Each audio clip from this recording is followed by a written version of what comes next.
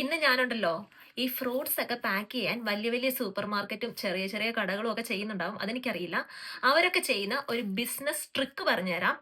ഒരുപക്ഷെ കസ്റ്റമറിനെ പറ്റിക്കാൻ വേണ്ടി ചെയ്യുന്നു എന്ന് വേണമെങ്കിലും പറയുന്നതിൽ തെറ്റില്ല. സംഭവം ഇതാണ്. നിങ്ങൾ എല്ലാവരും കണ്ടിട്ടുണ്ടാവും. ഓറഞ്ചുകളും അതുപോലെ ഇങ്ങനെ ലെമൺ ഒക്കെ വരുന്നത് ഇങ്ങനെയുള്ള നെറ്റിലല്ലേ. ഇതെന്തുകൊണ്ട് ഇതിന് ഈ കളേർഡ് നെറ്റ് കൊടുത്തുന്ന ഇതുവരെ ആരെങ്കിലും ചിന്തിച്ചിട്ടുണ്ടോ? ഇതിനുള്ള കാരണം എന്താണെന്ന് പറഞ്ഞാൽ കോൺഫെറ്റി ഇഫക്റ്റ് എന്ന് പറയുന്ന ഒരു ഒപ്റ്റിക്കൽ ഇല്യൂഷൻ മൂലം നമ്മൾ കടയിൽ ചെല്ലുമ്പം ഇങ്ങനെ ഈ ഓറഞ്ചിന്റെ അകത്തുള്ള ഓറഞ്ച് ചെറിയ പച്ച കളറിലെ ഓറഞ്ച് ആണെങ്കിൽ പോലും നമുക്ക് സൂപ്പർ മാർക്കറ്റിലെ ലൈറ്റിലും അതുപോലെ കളർ സാച്ചുറേഷൻ കൂടിയിരിക്കുന്നത് കൊണ്ടും നമുക്ക് നല്ല ഡീപ്പ് കളർ ഓറഞ്ച് ഏതാണെന്ന് ചൂസ് ചെയ്യാൻ പറ്റാതെ പോവുകയും, ഞാൻ ഈ കഴിഞ്ഞ ഓറഞ്ചിന്റെ ഒരു വീഡിയോയിൽ പറഞ്ഞില്ലേ, എപ്പോഴും നല്ല മധുരമുള്ള ഓറഞ്ച് നല്ല ഡീപ്പ് കളറിലുള്ള ഓറഞ്ച് ആയിരിക്കുമെന്ന്.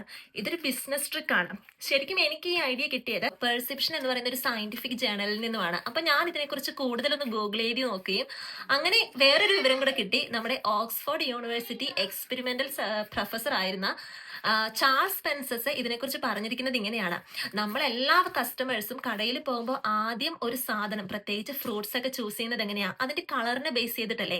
അതുകൊണ്ട് ശരിക്കും ഇതിന്റെ പുറകിലൊരു മാനേജ്മെന്റ് തന്നെ ഉണ്ട്. ഇങ്ങനെയുള്ള കളേർഡ് നെറ്റുകളൊക്കെ ഡിസൈൻ ചെയ്യാനായിട്ട് ഡിസൈനേഴ്സ് വരെ ഉണ്ടെന്ന്. അപ്പൊ ശരിക്കും പറഞ്ഞാൽ എന്തൊക്കെ ബിസിനസ് അടവുകളാണല്ലേ നമ്മുടെ ചുറ്റും നടക്കുന്നത്. ഈ കോൺഫെക്റ്റ് ഇഫക്റ്റും ഈ നെറ്റിന്റെ പിന്നിലുള്ള ബിസിനസ് അടവുകളൊക്കെ നിങ്ങൾക്കൊരു പുതിയ അറിവാണെങ്കിൽ ഒന്ന് വീഡിയോ ലൈക്ക് ചെയ്യണേ.